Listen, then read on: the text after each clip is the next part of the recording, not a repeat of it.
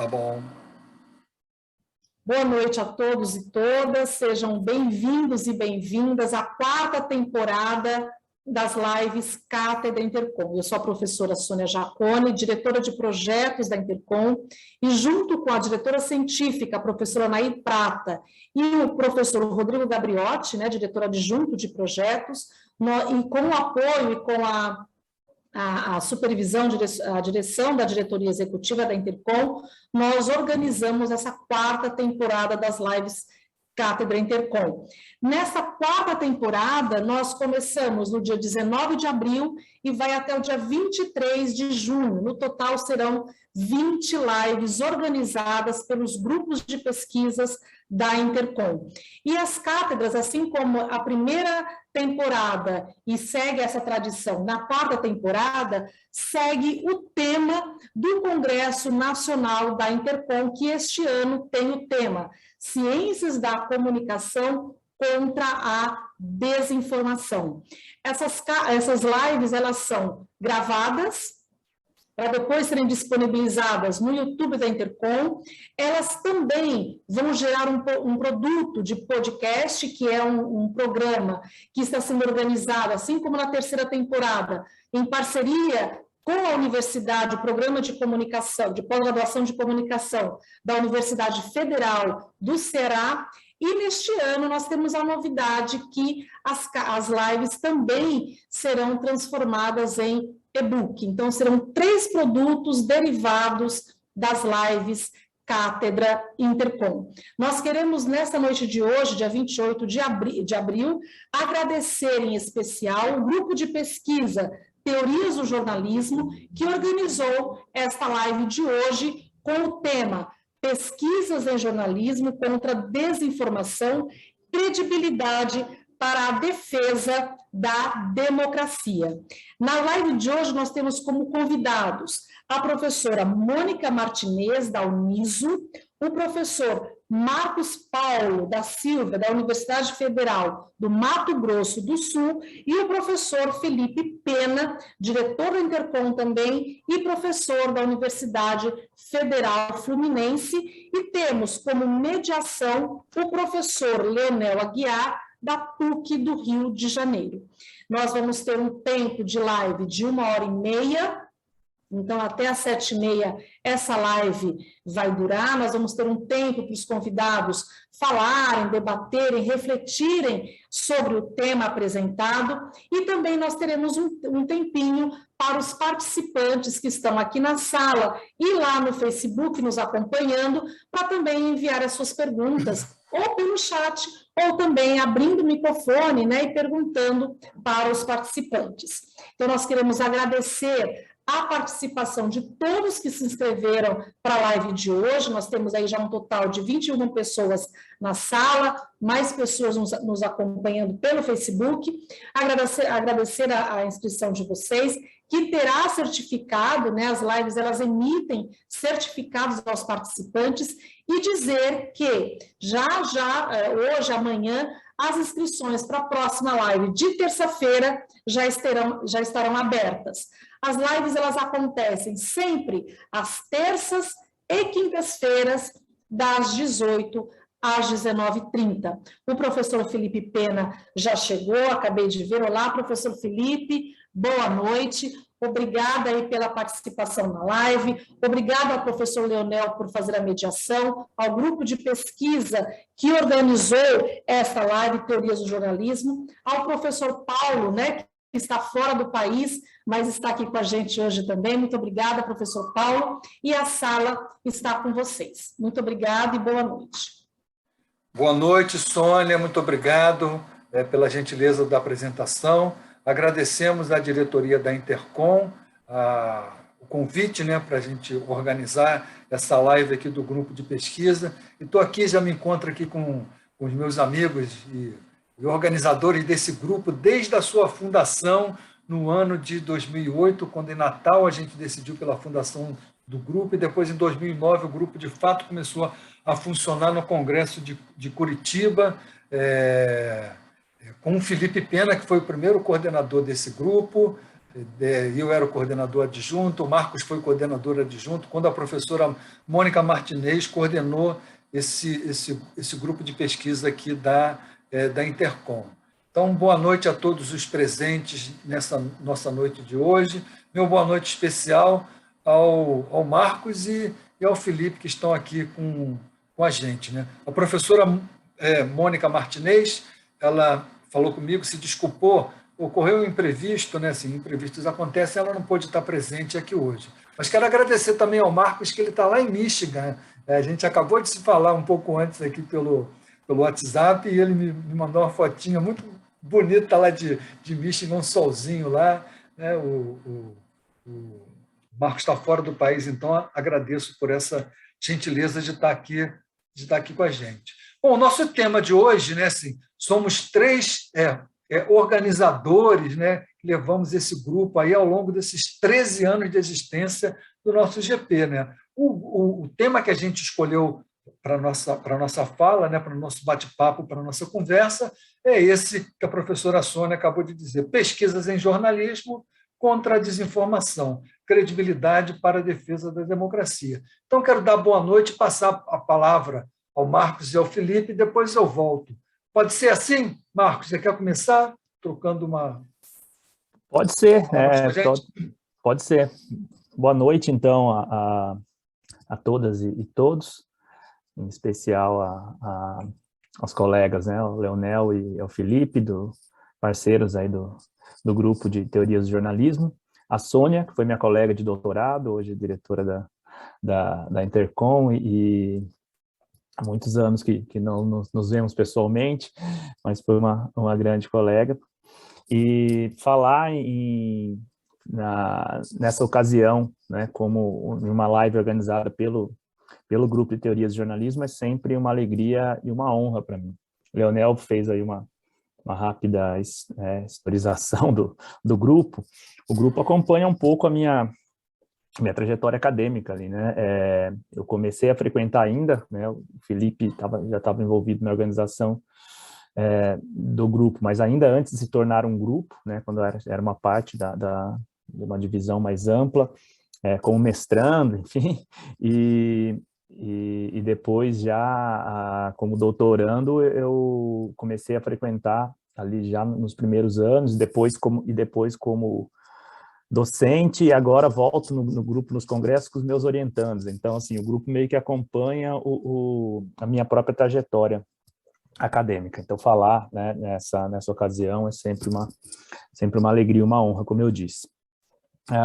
Eu, pegando aí o fio condutor da discussão proposta, eu vou tentar fazer aqui um raciocínio, né, construir aqui um raciocínio com base no que eu tenho pesquisado mais recentemente, e em especial agora nessa minha experiência aqui de pós-doutorado. Estou desenvolvendo uma pesquisa aqui na Michigan State University, nos Estados Unidos, com financiamento do CNPq, e tenho aprofundado algumas questões de pesquisa que eu vinha trabalhando aí já nos últimos anos, principalmente no âmbito da pós-graduação.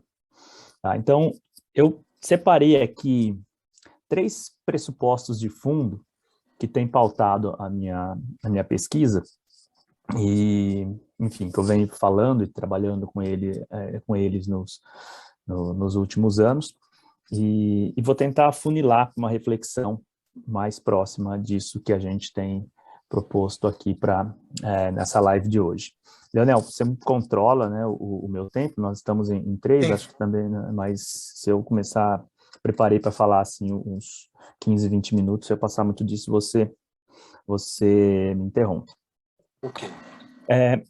Então, desses 3 pressupostos de fundo que eu tenho trabalhado, 2 deles são emprestados da teoria literária, tá? Para nos ajudar na compreensão desse momento histórico que vivenciamos de crise do jornalismo como instituição, né?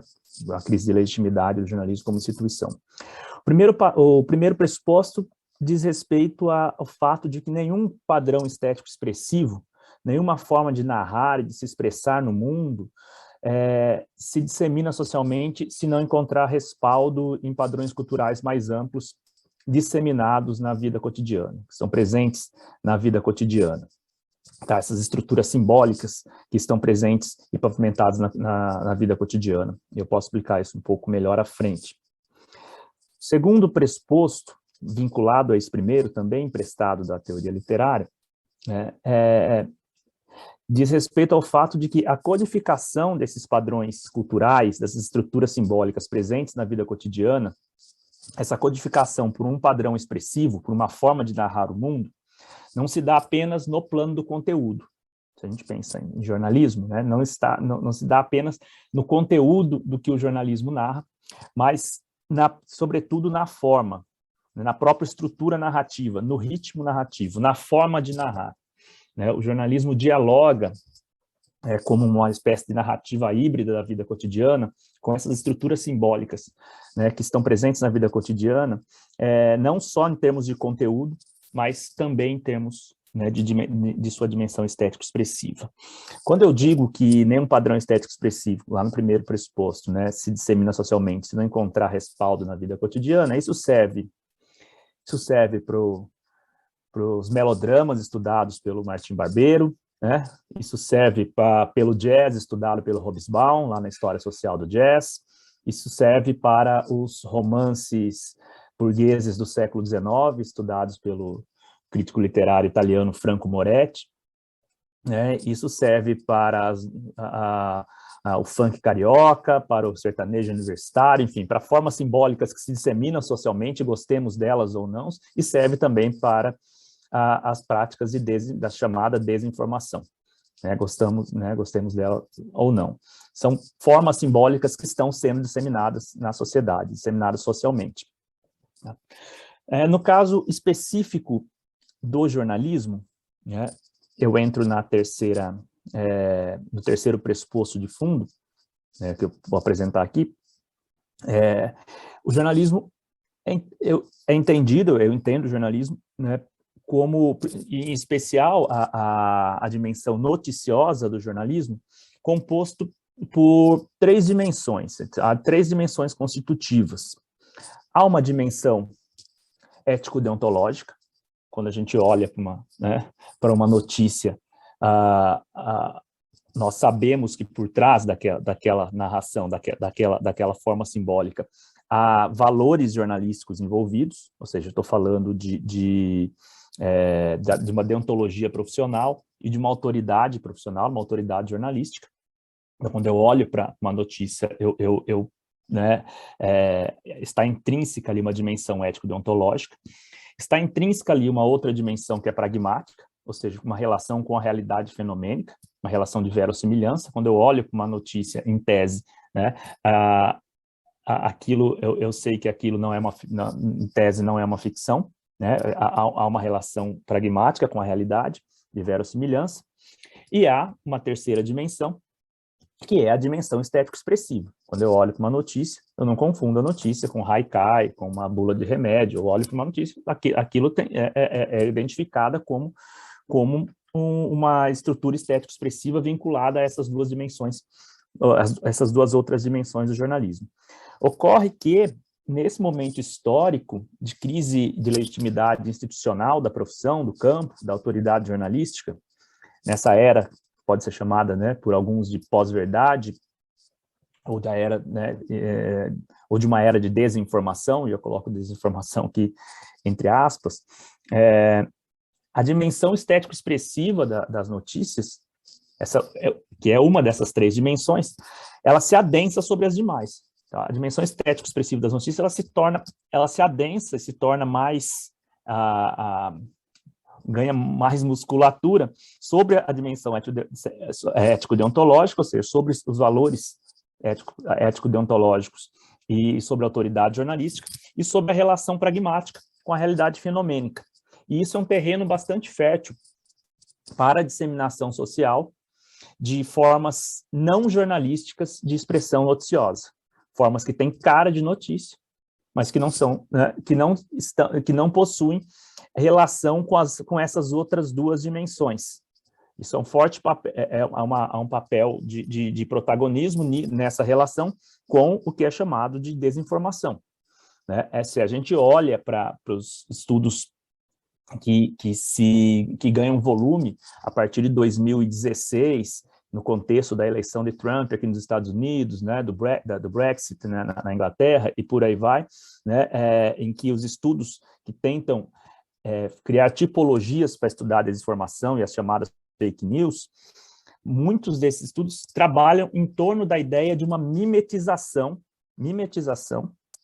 dos aspectos estéticos expressivos do jornalismo pela desinformação, mas sem a relação, né, com essas outras duas dimensões, a dimensão estética, a dimensão ético-deontológica ou ético-política do jornalismo e a dimensão pragmática.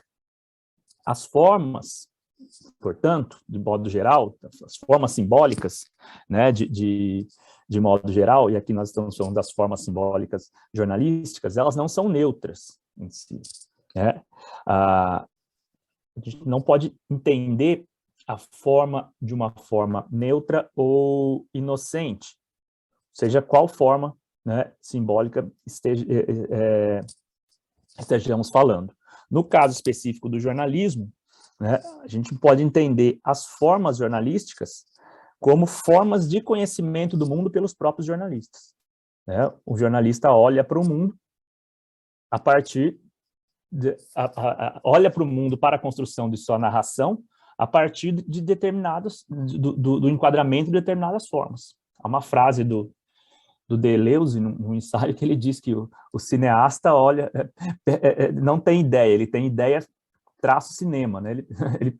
Ele pensa o mundo, quando ele pensa em fazer um filme, ele olha para o mundo a partir da forma do cinema, né? Isso tem a ver com o que o Bourdieu vai também vai nos ensinar em relação ao hábitos profissional, né? O jornalista olha para o mundo a partir do seu próprio hábitos. Enfim, nesse momento de crise institucional da prática jornalística, né, em que há uma tentativa, a partir de forças econômicas, políticas, né, culturais, enfim, de esterilização, uma espécie de esterilização das formas jornalísticas, ou seja, da dimensão estética expressiva do jornalismo sobre as outras dimensões, um sequestro das formas jornalísticas para finalidades não jornalísticas. A forma mais crua disso são as chamadas fake news, ou seja, que tem, né, quando um determinado ator social, imbuído de interesse político, de interesse econômico, cria uma forma simbólica que tem cara de jornalismo, mas não tem relação com a verossimilhança, e não tem o valor deontológico jornalístico por trás, né? Então há um sequestro pela desinformação das formas jornalísticas. Há, por outro lado, um processo de reação do campo, um processo de tentativa de relegitimação do campo jornalístico, né? E aqui eu já vou aportando no que eu tenho trabalhado mais recentemente, algumas reflexões que eu tenho feito mais recentemente. Há respostas do campo jornalístico para essa crise institucional, para essa crise de legitimidade. E há diferentes formas de se identificar essas respostas, né? Geralmente elas estão nos discursos institucionais. Você pega editoriais de veículos, você pode estudar, fazer um estudo empírico de editoriais, de jornais, como eles estão reagindo, né, à crise de legitimação. Você pode fazer um estudo de palestras de jornalistas, né? Jornalistas convidados a falar sobre o próprio campo. Eu estou dizendo quando os jornalistas falam sobre si próprios, né? Você pode fazer um estudo, como eu orientei uma dissertação de mestrado, a partir de campanhas de marketing em defesa do jornalismo contra a desinformação, como é que essas campanhas falam em nome do jornalismo para se defender, ou seja, o jornalismo reage a partir de discursos institucionais, mas, aqui é o meu ponto de pesquisa atual, essa reação também se dá na proposição de novos formatos, né, formatos inovativos para tentar se relegitimar, né, ganhar novamente terreno nesse cenário de crise, que abre um buraco, abre um hiato, né? E aí aqui é uma grande contradição, porque o jornalismo ele tem sequestrado de si as formas que eram historicamente vinculadas à sua própria natureza, as notícias, por exemplo. E quando ele reage, muitas vezes ele tem reagido com outras formas simbólicas que não são propriamente oriundas do campo jornalístico. Vou dar 2 exemplos aqui sobre os quais eu tenho tentado me debruçar num estudo atual. Os news games e o jornalismo para a realidade virtual. Ou seja, são formas, tentativas de inovação do discurso jornalístico para tentar ganhar terreno, inclusive do ponto de vista de modelo de negócio, que é uma das facetas da crise. Só que essas novas formas simbólicas, elas trazem algumas contradições. E aí a gente volta àquele meu primeiro pressuposto, né? Aqueles pressupostos iniciais, de que nenhum padrão estético expressivo, nenhuma forma de narrar o mundo, de se expressar no mundo, se dissemina socialmente se encontrar respaldo em padrões culturais que estão presentes na vida cotidiana, né? E que esses padrões culturais não estão só na forma, não estão só no conteúdo, mas estão também na forma. Isso é difícil de fazer essa verificação do ponto de vista empírico. O Franco Moretti, que foi um dos nomes que eu mencionei aqui, o crítico literário, né, italiano, que tem se destacado no estudo de romances do século XIX, ele faz isso com muita precisão e faz isso com muita qualidade, né, de tentar, de identificar como era a ideia de vida cotidiana daquela burguesia e como esses valores simbólicos que estavam presentes na vida cotidiana daquela burguesia se materializam nesses romances, não só em termos de conteúdo, mas em termos de forma e ritmo narrativo. Trazer isso para o estudo do jornalismo, ou fazer o que o Franco Moretti chama de distant reading, né, esse estudo, essa leitura de passo atrás do fenômeno, é um pouco difícil. Mas se a gente pensar, por exemplo, nesses formatos inovativos, de inovação que o jornalista tem proposto, dar esses 2 exemplos, por exemplo, do news game e o jornalismo de realidade virtual, eles incorporam no seu modo de narrar, no seu modo de representação, de expressão e na relação com os usuários, conceitos como autonomia, personalização, empoderamento, ou seja, as pessoas jogam ali, né, estão ali na primeira pessoa, né, incorporam, eles estão lidando com um produto jornalístico, com uma forma simbólica jornalística na primeira pessoa, né, e também parâmetros de produtividade e eficiência, uma vez que num game, por exemplo, você precisa passar de fase, precisa ser eficiente, precisa ser produtivo. Esses mesmos parâmetros são parâmetros que estão presentes no projeto, né, valores de um modelo de capitalismo tardio, como o discurso, como a proposta do que é chamado de empreendedorismo, por exemplo, né, como modelo de negócio. É um empreendedorismo que defende autonomia, que defende personalização, que defende empoderamento, ou seja, o individual se sobrepondo ao institucional, que defende a produtividade e a eficiência. Esse mesmo conjunto de valores, né, contraditoriamente, sendo incorporados pela linguagem jornalística, são valores próprios que têm ajudado a desconstruir as fronteiras tradicionais do jornalismo, né, como se deu ao longo de todo o século XX. Né.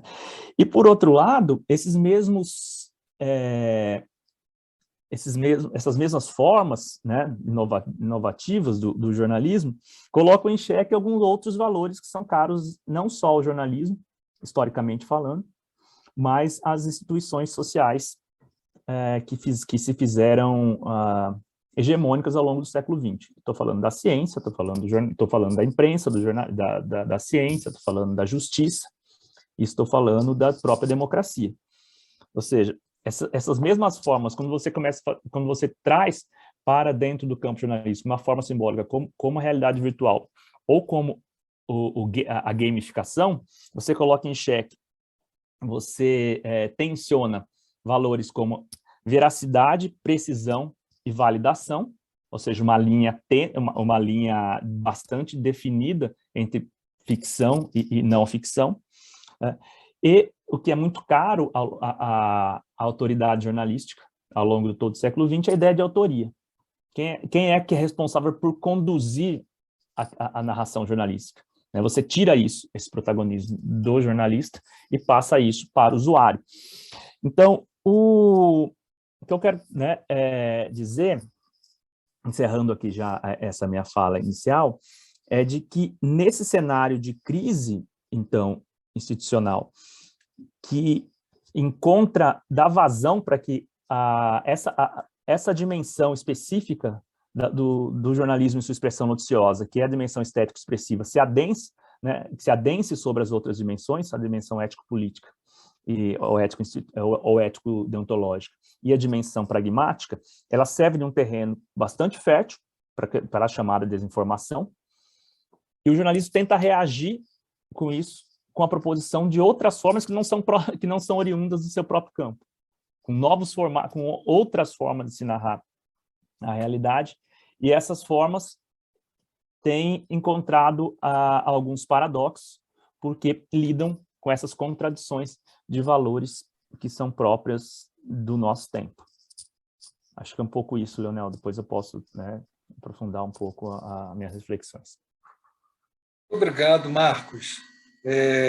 Excelente fala, excelente palestra, aqui para a gente começar a nossa conversa. Eu já tinha escutado na Compós, acho que foi 19, se não me lembro, você apresentou um trabalho em cima dessa discussão do Franco Moretti, acho que a gente estava lá junto no grupo do estudo de jornalismo da Compós. Ou foi 19 ou foi 18, não me recordo. Eu acho que foi 19. 19, então foi a última vez que a gente se viu ao vivo antes da pandemia. É isso, me lembro dessa discussão muito interessante e relevante. Felipe, você quer já falar? Eu fico para falar por último também, porque eu queria também pontuar algumas questões também. Passo a bola para você agora, Felipe. Obrigado, Leonel. Tá bom. Deixa eu te cumprimentar, então, primeiro. Leonel, parceiro desde o início desse nosso GP, desde o começo. Começamos juntos, permanecemos juntos, Leonel. São 13 anos. Gosto dessa data, gosto desse número. Que bom que estamos comemorando 13 anos de GP. Marcos, que tem muita participação nessa história, já tinha ouvido parte da sua pesquisa também, só confirma a excelência do seu trabalho acadêmico. Eu só vou pontuar algumas coisas realmente e eu vou trazer para um campo prático de experimento, para um campo empírico, pelo qual eu mesmo estou participando, já até conversei com o Leonel, acho que com você também sobre isso, e vou tentar levantar algumas questões sobre um termo que você usa bastante e que me parece bastante apropriado, que é o sequestro pela desinformação. E eu tento analisar isso de uma forma teórica primeiro, já que o nosso grupo é de teoria de jornalismo, mas depois tento aplicar isso numa reação prática. Reação prática que, inclusive, como vocês acho que já sabem, e eu já tenho comentado com vocês, eu tenho feito nos meus comentários hoje como participante fixo no time de comentaristas, eu sei, pasmem, da Jovem Pan News, fazendo um contraponto a esse sequestro para a desinformação, porque eu lido com comentaristas que distribuem fake news diariamente. E tive que reinventar uma maneira, de me contrapor a esse discurso sem tomar um estomazil todos os dias. E não é uma missão muito fácil. E aí eu quero usar um conceito, Marcos, não para contrapor, mas para agregar, acrescentar o seu conceito de sequestro pela informação, que é o sequestro da cognição pública. Porque acho que uma coisa leva a outra. A desinformação leva à formação de uma nova cognição.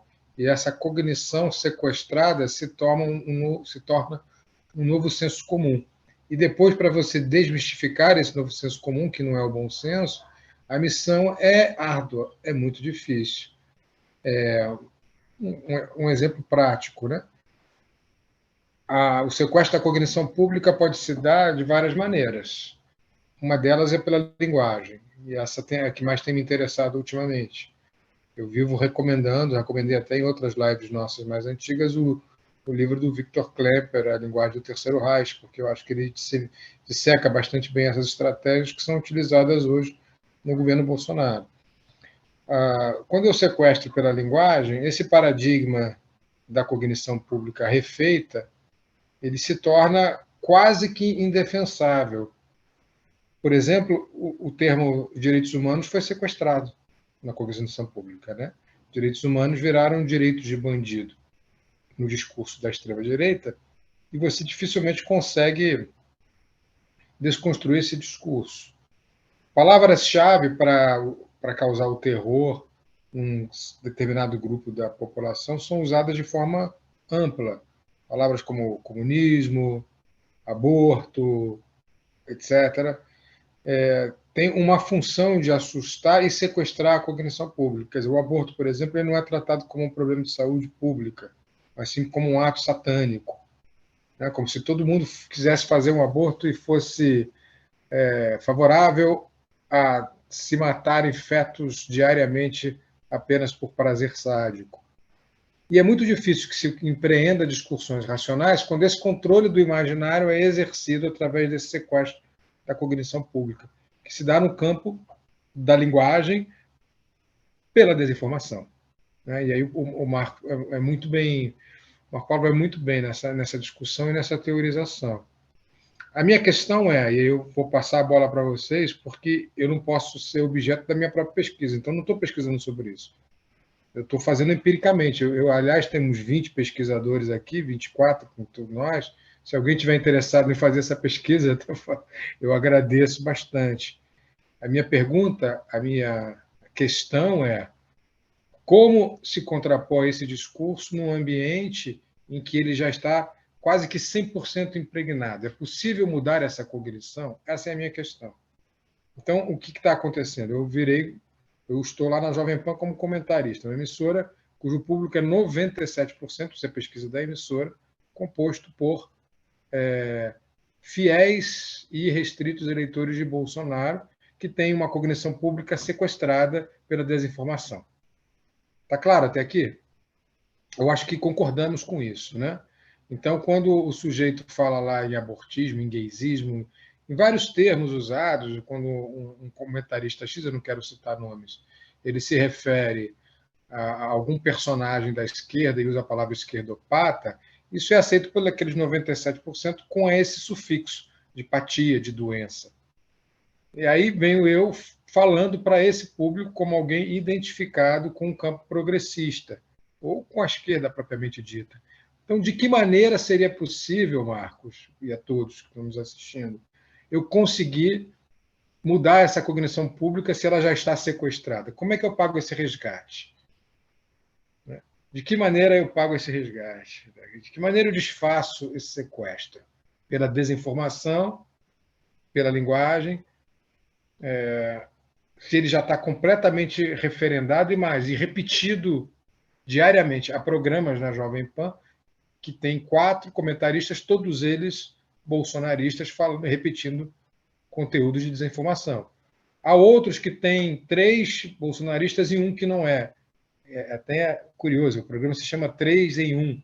Então, o programa até assume isso, que são 3 bolsonaristas contra 1. Nesse caso é o meu colega Piperno, que é um jornalista das antigas, foi repórter de esporte e tem uma cultura vastíssima. Mas assume-se isso.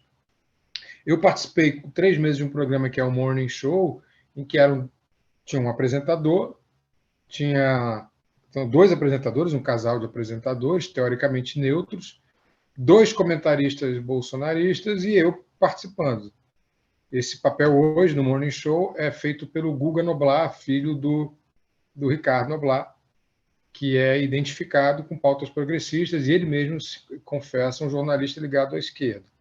O Jornal da Manhã, na Jovem Pan, ele sempre tem 2 comentaristas bolsonaristas e a Amanda Klein,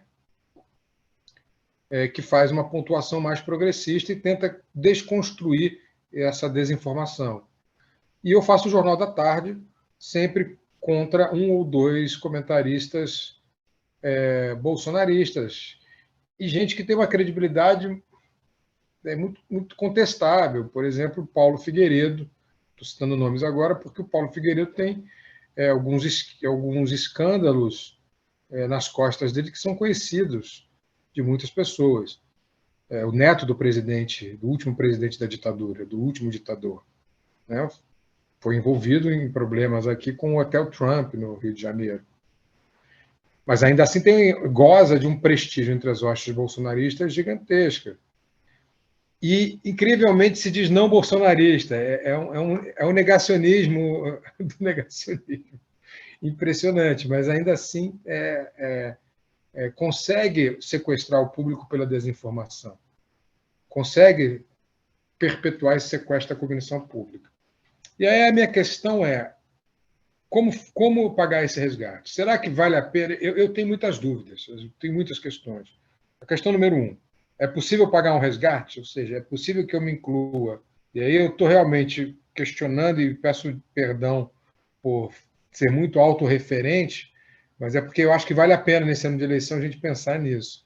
E aí, quando eu falo de mim, estou falando da Amanda Klein, estou falando do Guga Noblat, estou falando de Piperno também. Será que para cada um de nós 4 é possível romper essa bolha e romper esse sequestro pela desinformação, esse sequestro da cognição pública? Questão número 2.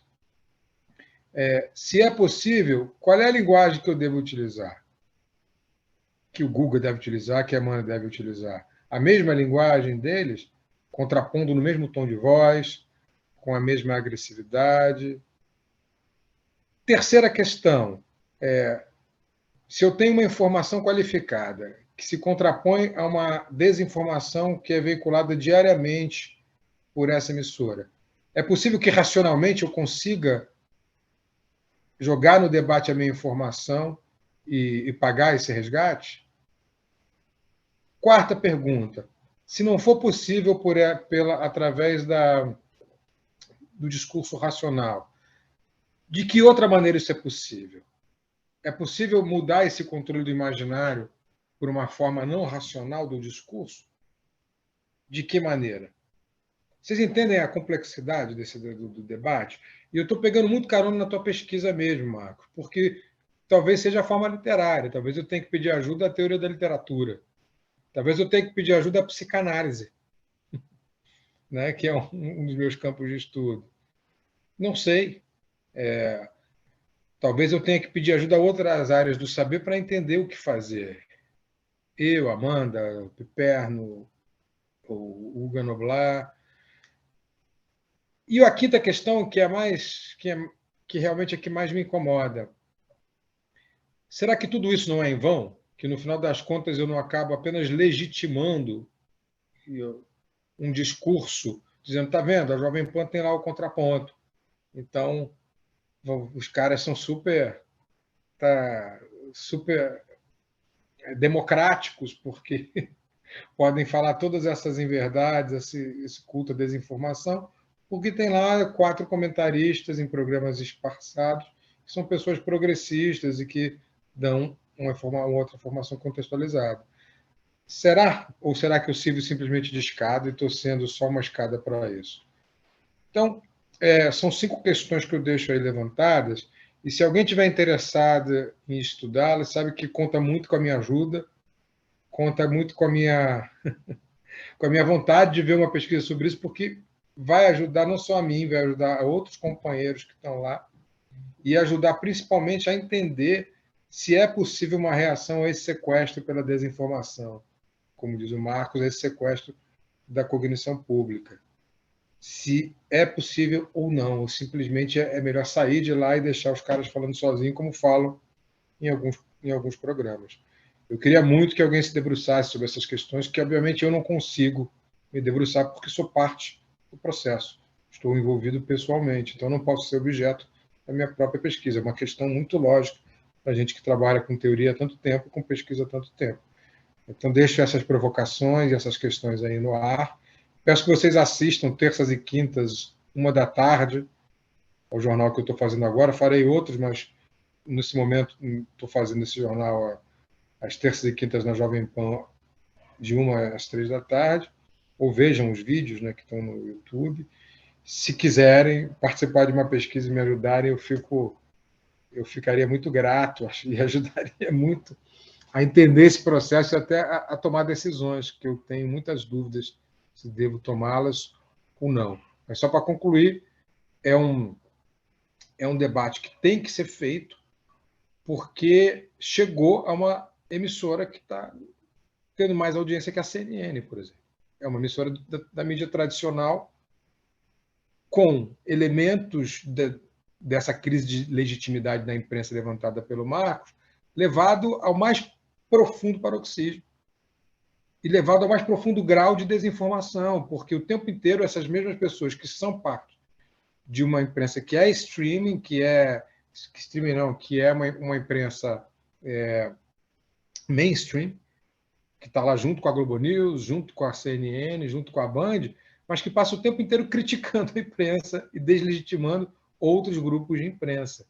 Vejam como isso é paradoxal, mas ao mesmo tempo funciona de uma maneira muito forte para essa desinformação, porque joga com o que o Marcos levanta sobre a crise de legitimidade.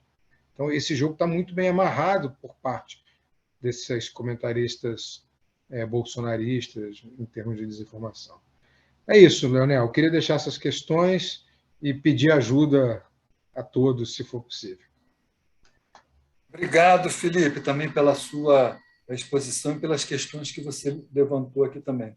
Eu vou pontuar algumas coisas, né, assim, porque eu também desenvolvo trabalho nessa área sobre a questão do jornalismo. Eu queria começar lembrando aqui um dossiê que o Marcos foi até um dos organizadores desse dossiê na revista Líbero. Eu gosto de fazer live assim, né, um pouco professoral, mas para quem está assistindo também, indicar essas bibliografias aqui. Né? Já falei do trabalho do Franco Moretti, que o Marcos apresentou na Compós em 19, tem uma outra versão desse artigo também numa revista. Quando a gente for fazer o livro, eu vou botar isso lá tudo bonitinho assim. Mas eu queria muito falar desse dossiê, que junto com o Rafael Belan, né, e o Felipe Pontes, o Marcos organizou esse dossiê chamado Jornalismo e Conhecimento em Tempos de Capitalismo Pandêmico e de Expansão da Desinformação. É um dossiê muito interessante, saiu agora, foi publicado esse ano, mas a data é do ano passado, mas assim, tem trabalhos muito relevantes. Né? Mas aí eu vou puxar duas pontas assim dessa discussão que a gente está tendo aqui, né? Para essa questão de como que o jornalismo pode tentar recuperar a sua credibilidade e como que as nossas pesquisas podem contribuir para isso. Né? Primeiro, assim, acho que o Felipe Pena tem razão na pesquisa dele. A gente investiga muito pouco esses jornais, esses sites super conservadores, bolsonaristas. A gente não tem o hábito de fazer isso. Né? A gente sempre está procurando, digamos assim, ou saídas para essa crise do jornalismo, ou inovações no jornalismo, mas que tem uma pegada progressista, com uma questão social, com um interesse público, né, assim, pelo menos delineado. Né? Pelo menos em geral, assim que eu vejo, eu nunca pesquisei sobre isso. Assim, certamente tem gente que pesquisa, mas eu digo assim, eu não tenho visto isso no jornalismo, mas em outras áreas, na sociologia, na ciência política, isso já está muito mais, digamos assim, avançado. Mas tem duas pontas assim nessa questão, né? Uma é por esse lado do jornalismo institucionalizado das grandes empresas, né? As chamadas grandes empresas jornalísticas, como esse trabalho, né? Que eu e a Adriana Barsotti, que nós apresentamos nesse dossiê, né? Que eu acabei de falar da revista Líbero, que o artigo se chama Nomear a Mentira, a estratégia do jornalismo para resgatar seu locus de verdade em meio ao cenário de desinformação e plataformização. Que a gente percebeu, né, uma questão de que assim, um verbo que não se utilizava nas manchetes da grande mídia, dos grandes jornais, Estadão, Folha, o Globo, que é o verbo mentir, porque ele tem um peso, né, assim, de você estar acusando o presidente. Bolsonaro mentiu, né, na ONU, Bolsonaro mentiu em cadeia nacional, e a gente começou a perceber, né, esse movimento, digamos assim, muito inicial, né, mas que visa essa recuperação desse locus aí de emanar verdade, né, que é um locus consolidado na modernidade, né, mas essa questão que o Marco falou, se a sociedade está em processo de mudança, e ele fez essa análise muito bem, né, o jornalismo também vai mudar. Se essa ideia de sociedade moderna ela se transformou para uma sociedade pós-moderna, né, numa era de pós-verdade, o jornalismo, como uma instituição social, como uma instituição da sociedade, acompanha esse movimento também. Eu creio que muitos já ouviram dessa denominação também, né? Numa sociedade moderna industrial, se tem um modelo de jornalismo, numa sociedade pós-moderna pós-industrial, temos um outro jornalismo pós-moderno, nesse sentido, um jornalismo pós-industrial também, né? Então, a gente percebeu isso e a gente passa, nesse artigo, né, a Adriana e eu, a gente passou a dar uma olhada, a gente pegou dois eventos, né, o discurso do Bolsonaro na ONU e esse nessa cadeia, na cadeia de rádio e televisão, que o Bolsonaro fez esse discurso em 21, aquele dele falando das vacinas, mentira do começo ao fim, né? Mas o jornalismo nunca teve, como diz o Foucault, né, num dos livros dele, publicado já depois da morte das aulas dele, a coragem de dizer a verdade. O jornalismo, esse jornalismo, né, que a gente pode chamar de jornalismo burguês, jornalismo empresarial, jornalismo corporativo, tem um monte de nome para denominar isso. Mas me parece, pode ser, né, assim, que pelo menos o Felipe tem razão quando ele faz esse mapeamento de algumas emissoras, né, digamos assim, que são sempre governistas, né, mas eu tenho percebido um movimento também, e estamos pesquisando isso, né, por esse lado, e as pesquisas do Marco também apontam isso, né, de que por esse lado aí da chamada grande imprensa, desse jornalismo institucionalizado, há uma tentativa também, né, de se romper com isso, com esse processo de desinformação que percorre a sociedade brasileira, né, em todas as suas instâncias, né? Então, esse é um primeiro ponto. Assim, se é possível acreditar, se é possível a gente apostar em pesquisas também nesse sentido, aí dessa chamada grande imprensa, desse jornalismo, se ele pode ainda ser, né, um instrumento de combate para esse processo de desinformação, dessa cultura da desinformação que a gente sempre bota, né, entre aspas, porque o Marcos citou o Deleuze aí, na hora também me lembrei do Deleuze, né, no outro texto dele que ele fala, ninguém informa ou desinforma ninguém. Na verdade, né, assim, a informação sempre informa, né, assim, coloca a pessoa em uma determinada formatação, né, que tem a ver até com, vamos dizer, esses filósofos, né, com processos de produção da subjetividade, com hábitos de Bourdieu e com essa própria ideia, né, de que a comunicação ela não só forma, mas ela informa a subjetividade das pessoas. E aí essa questão do Deleuze tem um pouco a ver com isso que o Felipe acabou de falar, né? Será que vale a pena dar murro em ponto de faca e tentar transformar, né, um determinado setor por dentro do discurso, né, assim, esse setor conservador que se diz, né, que se autorreferencia como conservador?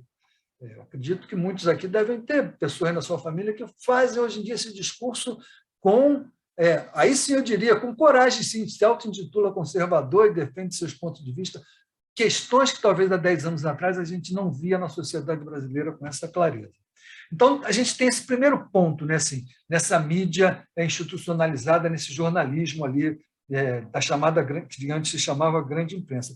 E o segundo ponto são dessas experiências mais novas também, que aqui no Brasil a gente pode ver, por exemplo, nessas agências de jornalismo, como a Gênero e Número, como a agência pública. Eu não quero nem chegar no Mídia Ninja, porque tem gente que diz que o Mídia Ninja não faz exatamente jornalismo, ele faz ativismo através do jornalismo, mas seria algo assim, também vale. Mas eu vou ficar nesses dois exemplos também, e que isso é um trabalho, uma tese de doutorado que eu orientei ano passado e que foi escolhido esse ano, foi escolhido ano passado como a melhor tese de doutorado do nosso programa lá, e está lá disputou o prêmio da Compós, agora da CAPES, né, que é a tese da Cláudia Miranda, Cláudia Miranda Rodrigues, um estudo de casos sobre jornalismo de dados abertos, método, evidência e transparência nas rotinas produtivas no Brasil e na Inglaterra, aonde assim, a Cláudia está morando lá na Inglaterra, ela analisou, investigou, né, agências de notícia na Inglaterra que tem esse mesmo trabalho semelhante com aqui no Brasil, da Gênero e Número e da agência pública, né, que adotam essa prática que a gente pode dizer que é o jornalismo de dados, o jornalismo investigativo baseados em dados, em planilhas, né, assim, em números, né? Enfim, e que eles chamam, né? Que eles chamam isso de uma determinada metodologia de transparência, né? Porque toda a informação que essas agências coletam, agência pública, a Gênero e Número, todas essas informações coletadas, como que você produziu aquelas reportagens, isso está tudo aberto. Está tudo aberto para o público leitor. O público leitor é capaz de, através dos links, através desses documentos oficiais que foram lidos, foram relidos, foram checados para fazer informação, tudo isso está disponibilizado para o público que está lendo ali aquela matéria. Então, o público consegue saber, através desses links, de hiperlinks, né, assim, o processo de produção, a rotina produtiva daquelas reportagens, pelo menos nessas duas agências de jornalismo aqui no Brasil que a gente investigou nessa tese da Cláudia, né? Então, assim, a minha questão também é essa, né? Assim, se para além desse jornalismo instituído, né, desse jornalismo corporativo, das grandes corporações de comunicação, das grandes corporações midiáticas, se não é possível ter uma saída nesse novo modelo de jornalismo investigativo baseados em dados abertos, aonde, assim, ou se isso resvala, na verdade, nessa questão que o Marcos acabou de apresentar, que tem a ver com a sociedade pós-moderna, né, com essa ideia do empreendedorismo, que aí você, então, público, é parte ativa do processo de construção, você não é só leitor, você também é um empreendedor, um construtor dessas reportagens. Ou seja, a gente estaria, né, também caindo numa outra armadilha, digamos assim, né? Mas, enfim, são questões, né, eu acho que para a gente apontar aí, mas me parece, né, assim, e aí eu vou abrir também já imediatamente, que a gente já está chegando aqui em torno de 7 horas da noite, são 5 para as 7, se não é possível a gente ter alguma saída nesse processo de recuperação do jornalismo. Ou se, de fato, né, assim, esse problema que a gente enfrenta, ele veio para ficar e daqui para frente a gente vai ter que aprender a conviver com isso e realizar talvez outros trabalhos, né? Mas que são coisas que a sociedade já começa a se mobilizar, que é uma educação para a mídia. Em Portugal se chama de literácia, que é essa ideia de você tornar as pessoas, né, mais conscientes em relação àquilo que elas andam lendo e se informando. Se é que isso levanta, né, alguma saída para essas questões que a gente está vendo aqui, né? Mas, enfim, são complexidades, a gente não vai avançar muito nessa nossa live aqui, né? Mas, assim, é isso que a gente vem fazendo com as nossas pesquisas, não só aqui, né, nesse nosso grupo da Intercom, mas também lá, né, no GT de Estudos de Jornalismo da Compós, a própria SBPJ, que o Marcos já foi presidente, né, da SBPJ, faz um trabalho já de algum tempo, pesquisas, apresentação de pesquisas que, assim, ainda que elas não tenham um sentido direto, como a gente está vendo aqui nessa nossa fala, né, do combate à desinformação, mas são pesquisas que, no fundo, têm uma questão de fazer avançar essa discussão na sociedade. Então, assim, eu queria passar agora a palavra, antes de voltar a vocês dois, né? Mas já abri a palavra para qualquer... Ainda não temos perguntas aqui no nosso chat, deixa eu dar uma olhadinha. Não temos pergunta ainda, as pessoas estão dando boa noite, fazendo as saudações aqui, senão a gente continua a conversar, nós três aqui, até aparecer alguma pergunta, alguma questão aqui entre nós. Mas são Veja vários se pontos. alguém quer fazer a pergunta por... Ah, sim, por gentileza, gente. Vocês não precisam, vocês podem abrir a câmera e também, viu, os microfones. A gente gostaria de olhar para o rosto de vocês, né? Enfim, ouvir a voz de vocês. Não precisa, na verdade, bem lembrado, Felipe, não precisa fazer pergunta por aqui, não. Só fui dar uma conferida aqui, tem vários fazendo saudações aqui, dizendo que nossas falas estão excelentes, mas, enfim, são questões aqui para a gente debater, né?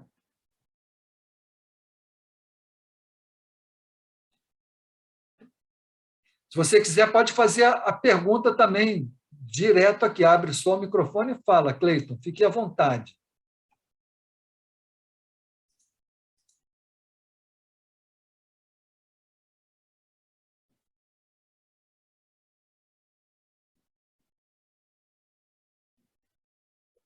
Professor, acredito que tem o Roberto Falcão, que está com a câmera aberta e deseja fazer uma pergunta, não sei. Na verdade, eu abri a câmera porque o Leonel comentou que gostaria de olhar as pessoas. Eu também me sinto um pouco incomodado, às vezes, em ficar escondido atrás ali do nome. Não tinha uma pergunta propriamente para fazer, não, mas tinha talvez um raciocínio aqui e alguém poderia comentar esse raciocínio. Uma das dificuldades que a gente tem na hora que a gente lida com a construção da desinformação é com a autoridade da fonte, né? A autoridade da fonte, vamos lá, né? O presidente da República, ele antes de ser Lula ou Bolsonaro, ele é o presidente da República, independentemente de que posição política ou apolítica ou antipolítica ele venha a ter. Como lidar, né, com a questão de você trabalhar exatamente no jornalismo, né, criticamente em relação à fonte, né? Na verdade, a questão do jornalismo declaratório talvez entre um pouquinho aí. Eu não estou formulando a pergunta, nem tenho um raciocínio terminado, me ocorreu apenas no momento que vocês estavam falando. Mas a questão é bem interessante. Sim, por favor, Felipe. O Falcão levanta um ponto que eu acho que é essencial no que a gente está vivendo. O adjornamento, né? O agendamento é dado pelo presidente da República. Você levantou essa questão. Eu acho que hoje nós temos isso muito claro nos acontecimentos atuais. O caso Daniel Silveira, Falcão, é um típico caso de um agendamento de diversionismo. Vamos lembrar o que aconteceu. O governo estava no meio de uma crise de denúncias de corrupção no Ministério da Educação, 2 pastores pedindo propina a prefeitos, pastores que foram recebidos 55 vezes ou 45 vezes na presidência da República, pastores que, da boca do ministro da Educação, que disse, olha, esses pastores foram indicados pelo próprio Bolsonaro para os prefeitos em eventos públicos. Isso aí é uma tremenda notícia, uma tremenda... eu me lembro nos áureos tempos da TV Globo cobrindo Lava Jato, isso era para ver aquela vinheta com dinheiro escorrendo pelo ralo, né?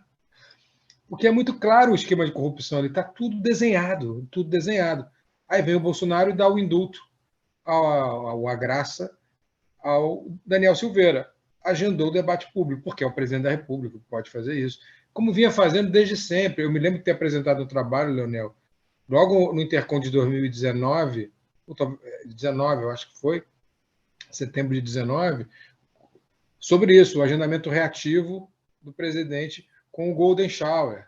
Não sei se você lembra, que ele conseguiu reagendar a pauta do Carnaval, que era toda de, obviamente, como é o Carnaval, de críticas ao presidente da República, um montão de gente fantasiada de laranja, escrito Queiroz, e tudo aí, de repente, o assunto virou o Golden Shower, porque ele conseguiu fazer o agendamento reativo. Então, é mais do que a questão da fonte. A gente está falando aqui de critério de noticiabilidade, a gente está falando aqui de agendamento. está falando de um agendamento que, obviamente, é muito bem pensado. Não tem nada de... O presidente pode ser um estúpido, um tosco, mas a equipe que está com ele não é. Não pensa muito bem no que vai fazer.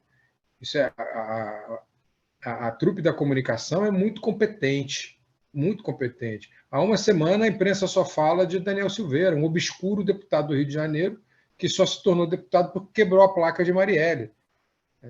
Aliás, eu disse isso hoje no meu comentário lá na emissora.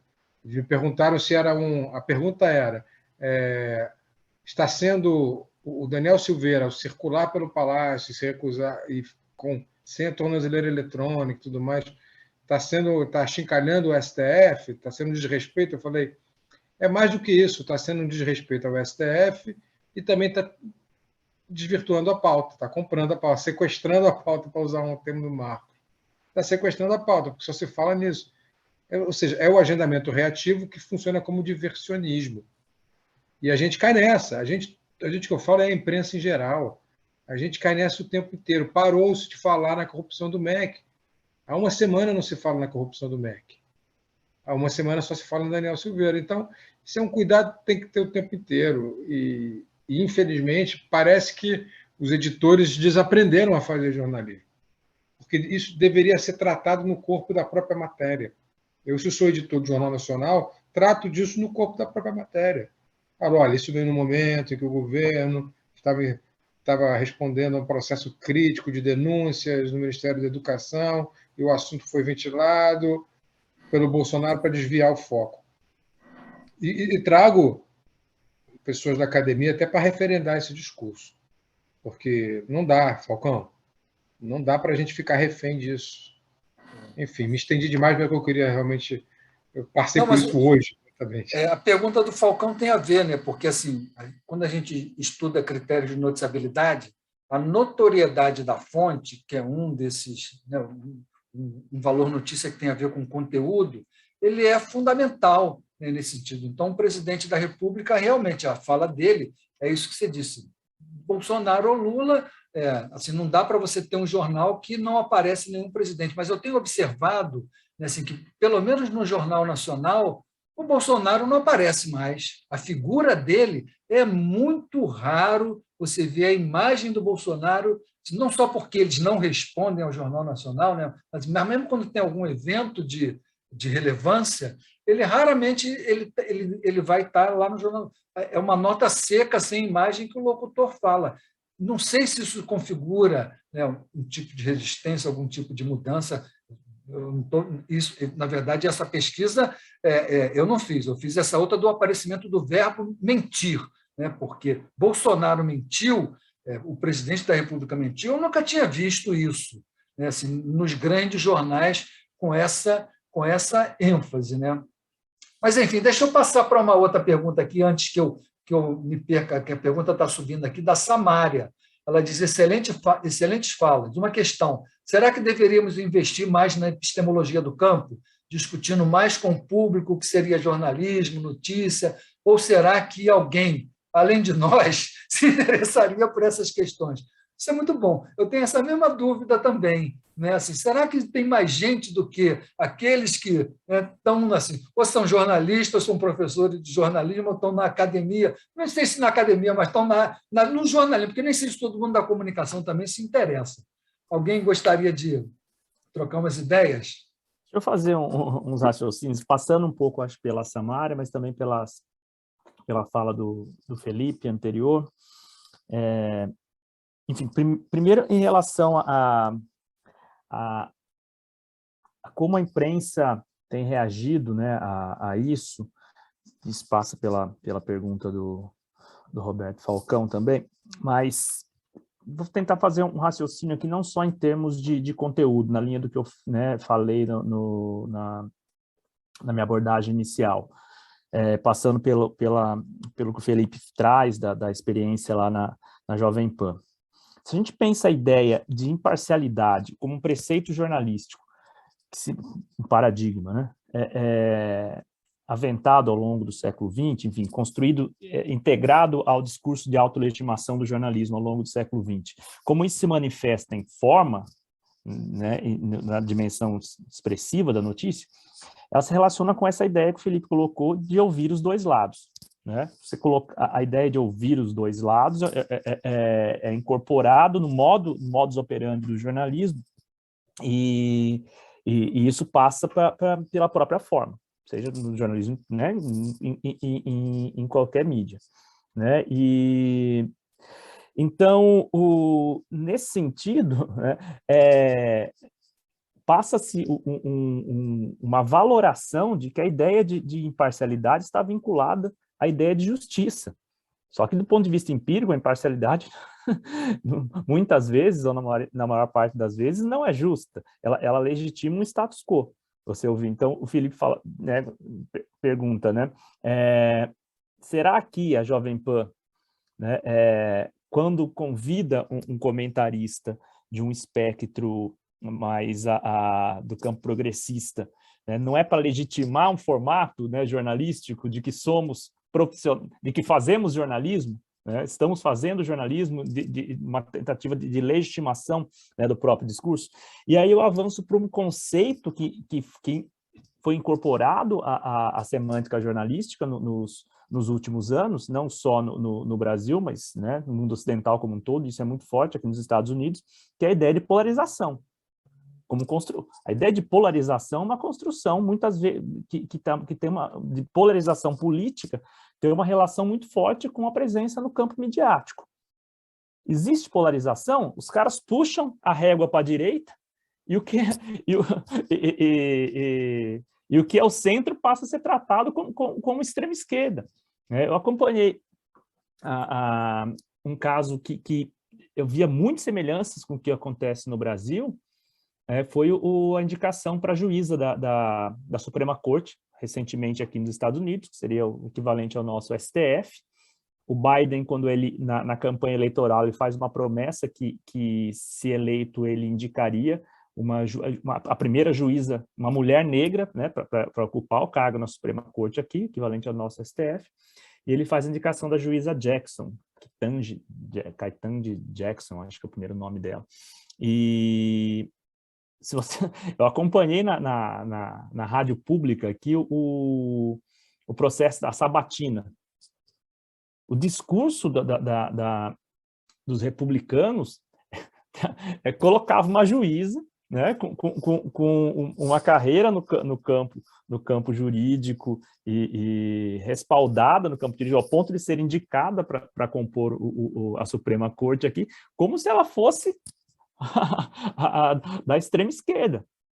Então, você puxa a régua, né, e essa ideia vai, voltando ao tema, a metáfora do sequestro, vai sequestrando o imaginário, como se existisse uma polarização. O simples fato de você defender certos preceitos, como o Felipe mencionou, direitos humanos, o coloca no campo da extrema esquerda. Você puxa a régua demais para um lado, né, e passa a ideia de polarização, mas não há polarização. Há o extremismo para uma parcela do espectro político, que faz com que posições outrora centristas, outrora sociais-democratas, né, passem a ser tratadas como um discurso de extrema esquerda. Então, eu só acho que essa relação que o campo profissional tem tido nesse atual contexto, ele não está só no que é notícia e o que não é notícia, né, do ponto de vista falou-se de noticiabilidade aqui, né, mas também na própria estrutura, né, legitimando certas estruturas, como essa de que na cobertura jornalística eu preciso trabalhar, né, dois lados, como se todas essas questões tivessem dois lados, e isso muitas vezes acaba legitimando certos conceitos que são do campo político, que são incorporados pelo campo midiático como a ideia de polarização, que passam a integrar o nosso imaginário. E a outra questão que também passa pela pergunta do Felipe e dialoga com a da Samária, acho que diz respeito a essa ideia do que a gente tem que fazer, né? O Leonel também provoca isso. E aí, o que a gente consegue fazer, né, nesse cenário todo? É um cenário o jornalismo se torna uma linguagem hegemônica, se torna um modo de narrar o mundo hegemônico ao longo do fim do século XIX, ao longo do século XX, baseado na ideia de construção de consensos e de mediações da vida cotidiana. Essa ideia que numa perspectiva habermasiana vai ser entendida como esfera pública, né? Ou seja, você organizar a sociedade em torno do espaço público, ela é dissolvida e ocupada por uma infinidade de espaços privados. Há uma ideia de fragmentação do espaço público. Portanto, que faz com que a perda de autoridade institucional do jornalismo não seja a causa, mas seja a consequência. O jornalismo perde adesão porque ele é uma linguagem, ele é uma forma de representação do mundo construída em torno da própria ideia de espaço público que está enfim, fragmentada, em crise. E aí eu só consigo ver uma resposta, que vai na linha do que o Leonel colocou. Infelizmente, eu só consigo entender isso a partir das novas gerações e a partir da educação. Talvez por isso que determinados projetos políticos nos governos, né, mais direcionados à direita atacam tanto o universo da educação, né? Porque eu só consigo ver resposta para isso nas novas gerações, mas não é propriamente nessa linha de uma literacia, ou seja, entender da alfabetização midiática, como ela é colocada em alguns parâmetros, que é você trabalhar os conceitos da mídia na escola, mas é uma própria educação para o espaço público. Se essa garotada não entender que é legal, que é gostoso conviver no espaço público, né? Dividir conceitos e ideias no espaço público, ter contato com a alteridade, isso como uma coisa legal na vida deles, a gente está ferrado. Obrigado, Marcos. Professora Nair, nossa diretora científica, chegou aqui. Por favor, Nair. Ei, boa noite, gente. Eu só pude entrar agora, então vim pegar aqui o restinho da live. Vocês continuem aí, por favor, que na hora certa, no final, eu faço o encerramento. Obrigada. Tá bom. Obrigado, Nair. Bom, a gente tem algumas perguntas aqui. O Cleiton também, uma fala dirigida aqui ao Felipe, né? Sobre o trabalho lá na Jovem Pan. E o Cleiton diz assim, às vezes fico pensando como lidar num canal que há confronto ideológico de bolsonaristas e não bolsonaristas. Embora seja algo novo em canal aberto, ajuda a desinformação.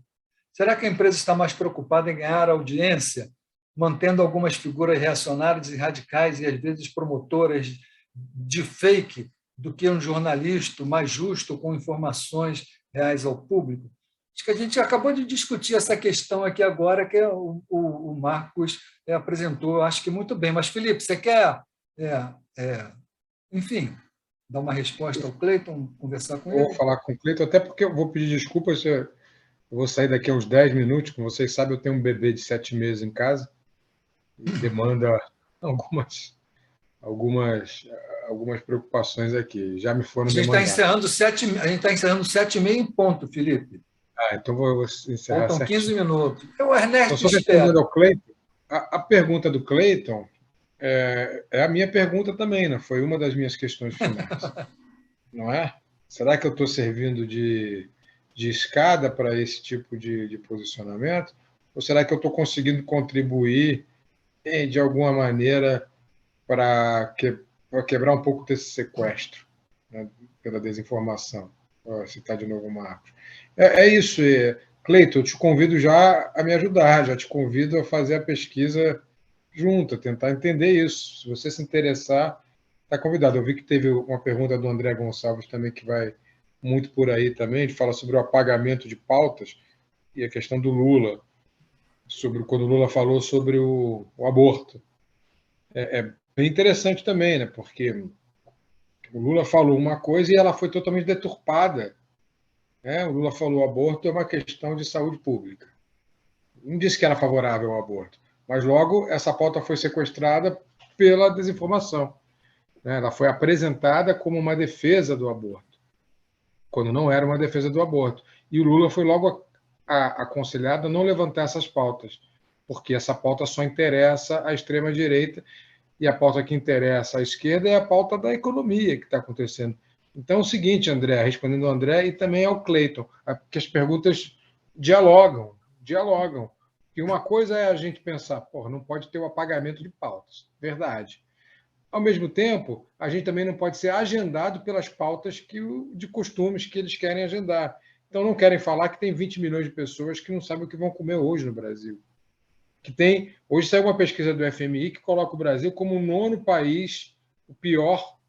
pior país em números de desempregados. Então, isso desconstrói aquele discurso do bolsonarismo de que foi a pandemia, que eles adoram falar, fica em casa, aí vai dar desemprego. Então, eles dizem, a gente só tem desemprego e crise econômica por causa da pandemia. Não, mas a pandemia foi no mundo inteiro. E no mundo inteiro, pegando a lista de 102 países do FMI, hoje o Brasil está em 9º lugar, perdendo para países como Palestina, Macedônia do Norte, países que estão em conflito, estão em guerra.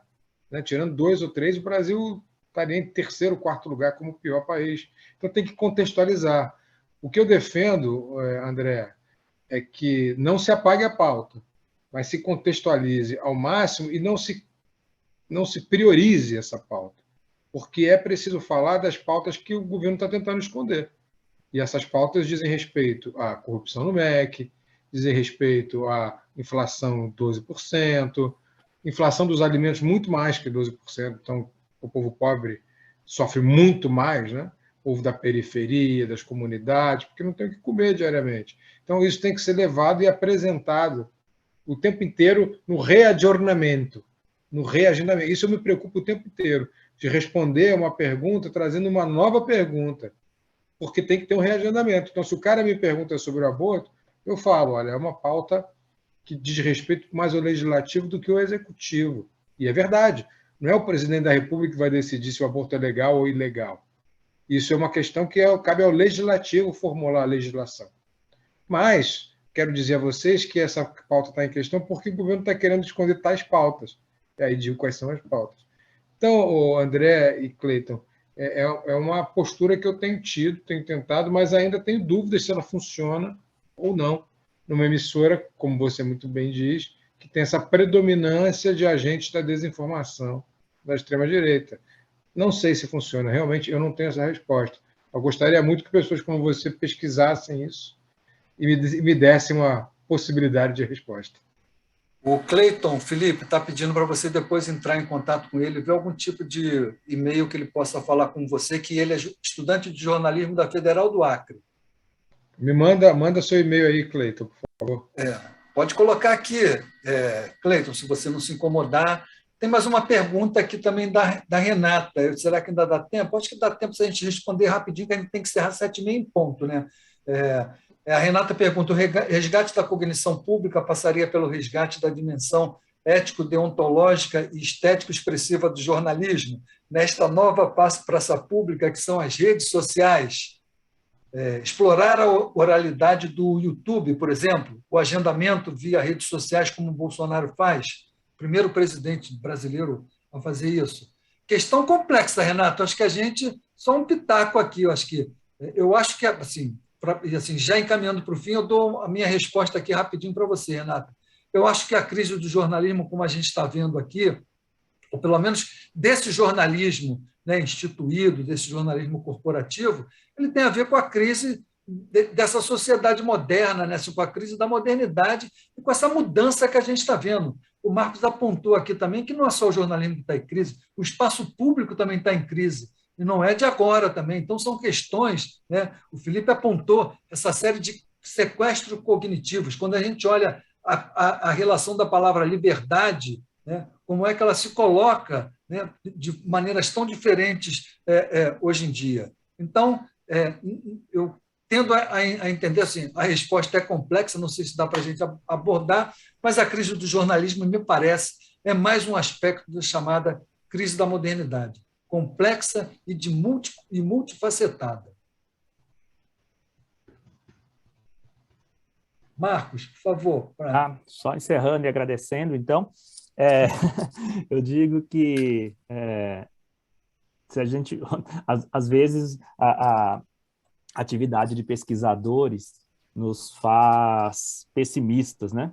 Mas, felizmente, o modo como a universidade brasileira é estruturada, nós não somos só pesquisadores, somos também educadores. E a atividade de educadores nos faz otimistas, porque lidamos com novas gerações e com pensamento crítico, e acho que isso não há outra saída a não ser, né, trabalhando, e as novas gerações têm um papel fundamental nisso.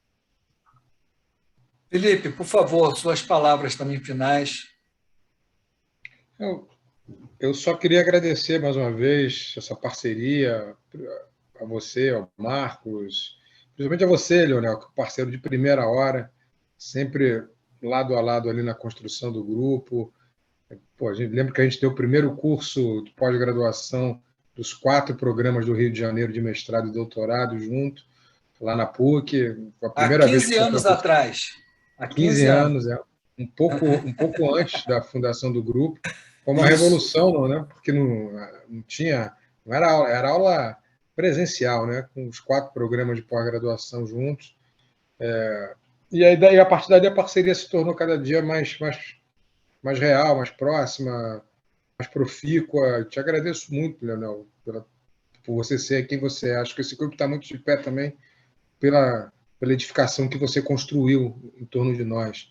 É muito bom ter você como companheiro. Eu queria fazer essa homenagem principal a você, que acho que o Marcos concorda comigo, que é realmente um companheiro de todas as horas, e acho que isso é visível em todos que fazem parte do grupo, em todas as sessões do Intercom, em todos os congressos que a gente participou.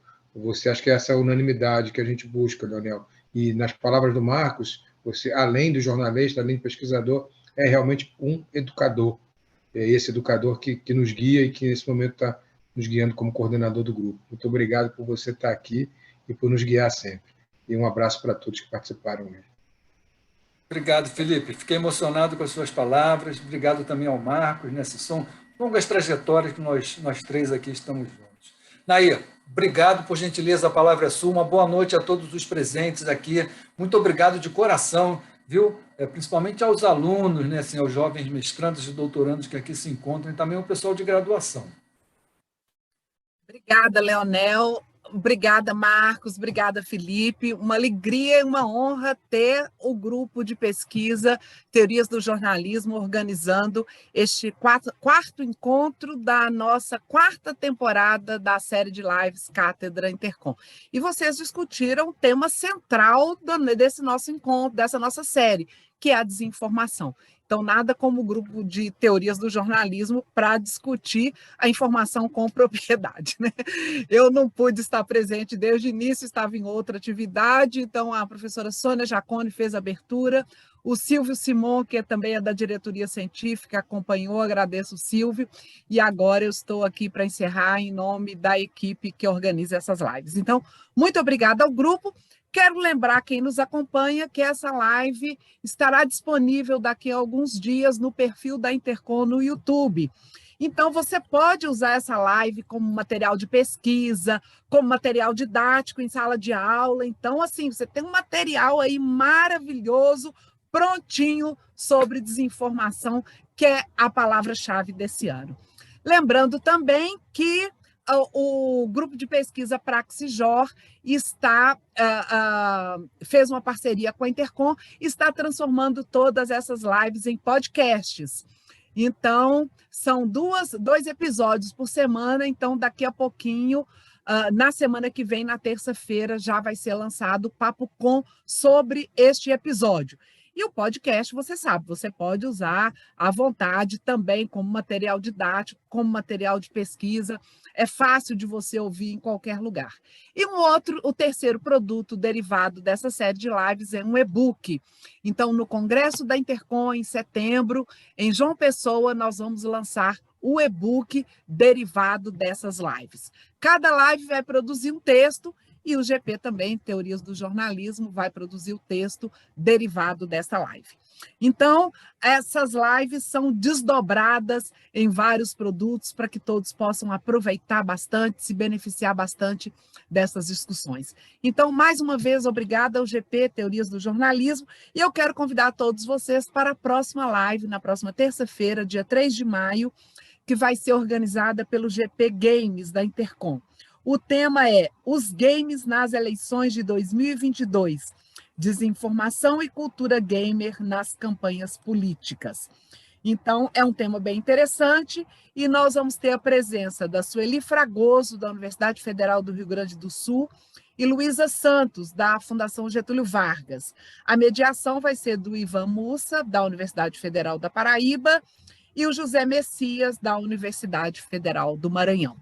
Para se inscrever, você acessa o site da Intercom, as nossas redes sociais e faz a sua inscrição. Também você pode acompanhar pelo perfil do Facebook, perfil no Facebook da Intercom. Então, muito obrigada a todos, em nome da diretoria executiva da Intercom, da equipe da Cátedra Intercom que organiza essas lives, eu deixo muito obrigada ao grupo de pesquisa Teorias do Jornalismo. Muito obrigada a vocês, um grande abraço a todos e todas. Um abraço. Até logo. Boa noite a todos. Tchau. Tchau, Silvio. Obrigado, Silvio. Obrigado, Nair. Professor, um abraço. Boa noite, gente.